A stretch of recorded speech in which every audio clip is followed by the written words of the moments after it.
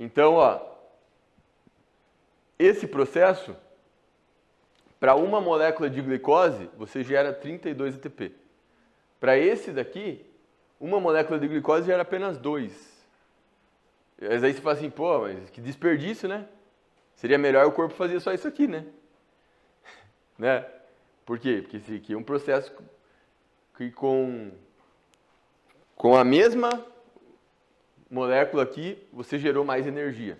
Só que, na verdade, o que vai determinar o que o corpo vai fazer vai ser o contexto fisiológico. Por exemplo, a hemácia não tem alternativa. Ela só pode fazer isso aqui.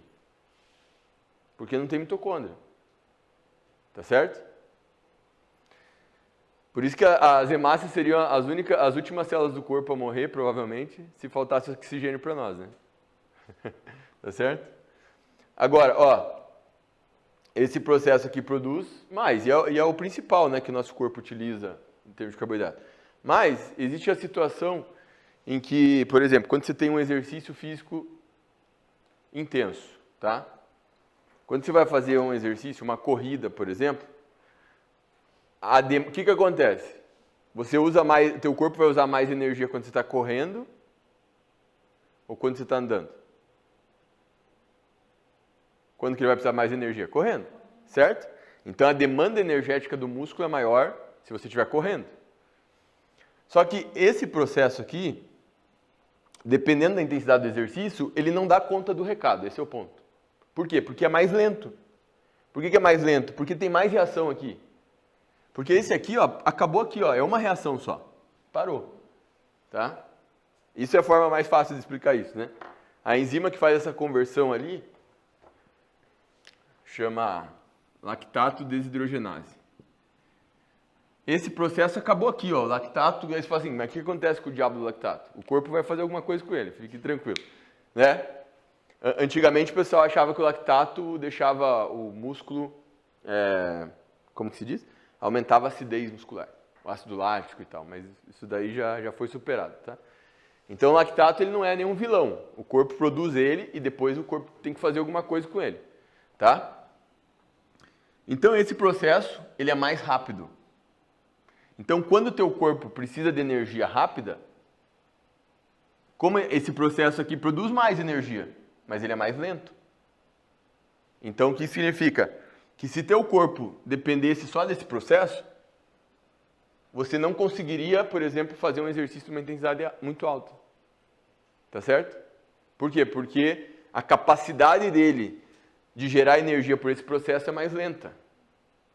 Tá? E quando você está fazendo um exercício, quanto mais intenso é o exercício, mais energia o corpo precisa. Tanto que quando o exercício é muito intenso, nem esse processo aqui dá conta. Quer ver? Corredor de 100 metros rasos. Concordam que aquele cara, ele quer fazer a prova ali em 10 segundos, que seja, no tempo mais rápido possível. Então é um esporte de potência total, né? Nesse tipo de exercício, nem essa aqui dá conta. Quem que faz o papel? Tem um substrato mais rápido que isso aqui. E obviamente não é gordura. Inclusive a gente usa um suplemento, porque esse suplemento aumenta fosfocreatina. A fosfocreatina é um substrato energético que produz energia pela via anaeróbia e ela é mais rápido que a glicólise anaeróbia. Só que aí você fala assim, pô, mas então por que a gente não consegue ficar só usando fosfocreatina? Porque ela depleta rápido. 10, 15 segundos, ela depletou. Tanto é, você vai na academia, vamos dizer que você vai pôr uma carga muito pesada. Para se desafiar, você vai lá, não, vou fazer uma carga que eu quero fazer 3 repetições, 5 repetições. Quando você está fazendo esse exercício muito pesado, teu corpo vai usar a fosfocreatina que você tem no músculo. Independente de você suplementar a creatina ou não. É que suplementando creatina você aumenta essa reserva. Né? Só que durante o exercício ali, quando você está fazendo as repetições, ela vai depletando. Chega um momento que ela depleta, você não vai conseguir fazer mais uma repetição. Porque teu corpo demanda muita energia e por mais que esses processos estejam trabalhando junto, o que está predominando é a fosfocreatina. Só que ela depleta ali num período de 10 segundos, né? Ou dependendo do nível de esforço que você faz, mais rápido, né? Por isso que o corredor de 100 metros, 90% da energia que ele usa é da fosfocreatina durante o exercício. Tá? Mas, enfim, essa fosfocreatina, justamente, ela dura pouco tempo para ser utilizada. Tá? Então, você fadiga. Por isso que o exercício muito intenso, você fadiga rápido. Aí, para você repetir essa série, você tem que esperar, né? Por quê? Porque você precisa esperar o corpo restaurar a fosfocreatina. Ele leva em torno de 3 a 8 minutos. Dependendo da intensidade que você fez o exercício, para você repetir ele na mesma intensidade, você precisa esperar uns 5 minutos. Então, por exemplo, se eu faço aqui uma corrida máxima, eu não consigo parar e fazer a mesma corrida na mesma intensidade, dando um intervalo de 1 minuto. Por quê? Porque não dá tempo de restaurar a fosfocreatina. Agora, o carboidrato é uma reserva que dura mais tempo, certamente, né? Então, quando você faz um exercício intenso, vamos supor que é intenso, mas não é muito intenso, ou seja, não é aquela intensidade da corrida de 100 metros. Isso não é um sprint, né? O teu corpo usa bastante isso daqui, tá? E a pessoa, em algum momento ali, ela também fadiga, né? Concorda? Você está fazendo uma série ali que não é tão pesada, mas em algum momento você fadiga. E normalmente tem aquela queimação, né? Essa queimação, pessoal, não é por causa do lactato. É porque durante o processo aqui, o nosso corpo produz íons de hidrogênio, tá? Esses íons de hidrogênio, eles aumentam a acidose muscular. Então, quando você faz um exercício intenso, o teu corpo vai fazer mais glicólise anaeróbia do que aeróbia. Ele está fazendo as duas. Mas conforme a intensidade do exercício vai aumentando, ele vai fazer mais essa do que essa. Tá? É por isso que o carboidrato é um nutriente fundamental quando a gente fala de alta performance. Tá? Então, tem atleta que diz assim, eu sou atleta low carb, eu corro maratona sem comer carboidrato. Tudo bem, cara, mas você é alta performance, alto nível? Se você pega os atletas de alto nível, mais alto nível, você vai ver que eles comem bastante carboidrato. Então, assim, dá para o cara correr maratona sem comer carboidrato, dá para o cara fazer ciclismo sem comer carboidrato, mas se a gente pensa em alta performance... Por quê? Porque um dos fatores mais importantes para aumentar a performance é ter o nível de treinamento. Se eu começo a correr, se eu começo a treinar com uma dieta com carbo baixo, o meu corpo vai se adaptando.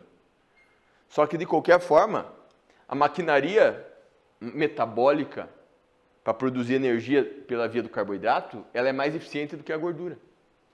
A gordura consegue produzir mais energia do que o carboidrato, por molécula. Mas o processo é mais lento. Então, se você quiser fazer um exercício muito intenso, você tem que ter carboidratos na dieta. Alguém pode falar assim, eu treino intenso com carbo baixo. Eu falo, você acha que é intenso? Você achar que é intenso é uma coisa. E é normal. Por quê? Você está treinando no teu limite ali. Então a tua percepção de esforço é, porra, eu estou me esforçando, esse treino é intenso. Claro, só que a questão é que você pode treinar mais intenso se você colocar carboidratos. Né? Então por isso que o carboidrato, por que ele é superior à gordura pensando em performance? Porque ele é o único macronutriente que o corpo faz pela via aeróbia e anaeróbia. E a via anaeróbia, ela é muito mais rápida que a via aeróbia. Ela produz menos energia por molécula de glicose. Mas isso aqui é mais rápido. Por isso que quando você faz um exercício intenso, a tua reserva de glicogênio baixa mais rápido.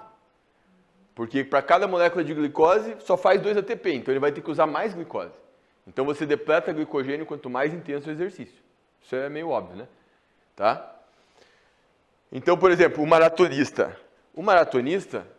ele vai fazer os dois processos, aeróbia e anaeróbia. Além disso, ele vai usar gordura também durante a prova. O corpo vai usar também. Certo? E o que acontece? Dependendo ali da duração, se o cara não...